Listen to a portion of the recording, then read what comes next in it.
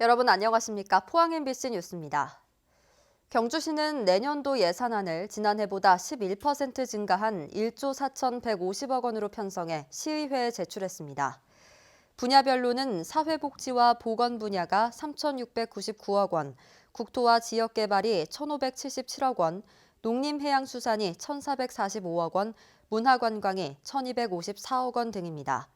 내년도 예산안은 시의회 심사를 거쳐 다음 달 12일 최종 확정됩니다. 지난 31일 독도 앞바다에 추락한 소방 헬기의 블랙박스가 인양됐습니다. 범정부 수습지원단은 오늘 오후 2시 25분 청해진 함이 블랙박스가 들어있는 헬기 꼬리동체를 인양하고 실종자 수색을 다시 시작했다고 밝혔습니다. 블랙박스에는 추락 직전까지의 교신 내용과 비행 경로, 헬기 상태 등에 대한 기록이 담겨 있습니다. 국토교통부 항공철도사고조사위원회는 인양된 꼬리 동체에서 블랙박스만 떼어낸 뒤 김포에 있는 분석실로 가져가 사고 원인을 조사할 예정입니다. 경주시 농민단체 대표들은 오늘 경주시청에서 기자회견을 갖고 정부가 WTO 개발도상국 지위를 포기해 농업이 파탄나게 됐다며 포기 철회를 요구했습니다. 한국농업경영인 경주시 연합회는 수입 농산물에 적용되는 관세가 크게 낮아지고 정부 보조금 규모도 1조 5천억 원에서 절반 정도로 줄어들게 돼 농민들이 설 자리를 잃게 됐다며 농업 예산 비중 확대 등을 주문했습니다. 지난 7월 트럼프 대통령이 선진국의 개도국 지위를 줘서는 안 된다고 지시한 뒤 정부는 지난달 우리나라 경제 위상 등을 고려해 WTO 개발도상국 지위를 포기한다고 선언했습니다. 다음 달부터 대게 금어기가 풀리는 가운데 관련 기관들은 명품 수산물인 대게 어자원 보호를 위해 불법행위 단속을 강화하기로 했습니다. 무엇보다 연안 통발어선의 수심 420m 이내 수역 불법 조업을 집중 단속하고 행정기관과 수사기관이 정보를 공유해 대게 불법 포획 및 유통 행위를 뿌리 뽑을 계획입니다. 대게 금어기는 6월 1일부터 11월 30일까지고 몸 길이 9cm 이하 어린 대게와 암컷 대게는 1년 내내 잡을 수 없습니다.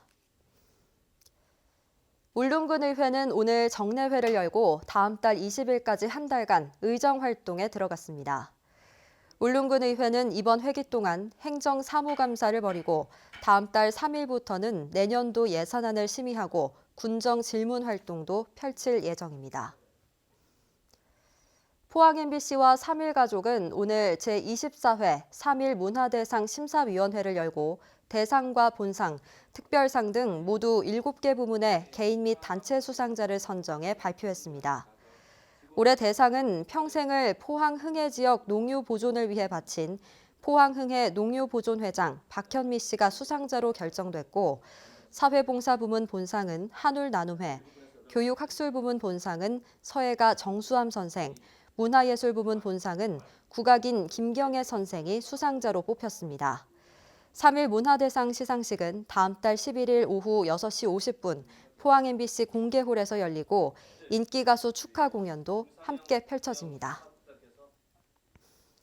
교수와 학생, 시민단체 등으로 구성된 경주대 서라벌대 정상화 공동대책위원회는 오늘 청와대 사랑치 앞에서 기자회견을 갖고 서라벌대에 대한 종합감사 등을 대통령에게 요청했습니다. 공동대책위원회는 지난 2017년 교육부의 종합감사 결과 서라벌대에서 15건의 지적사항이 나왔으나 종합감사가 이루어지지 않았다고 밝혔습니다. 또 결혼이 된 임시이사 4명을 조속히 파견하고 구 재단 측에서 교육부를 대상으로 소송을 진행했는데도 이를 알리지 않은 교육부에 대해서도 철저한 조사를 촉구했습니다.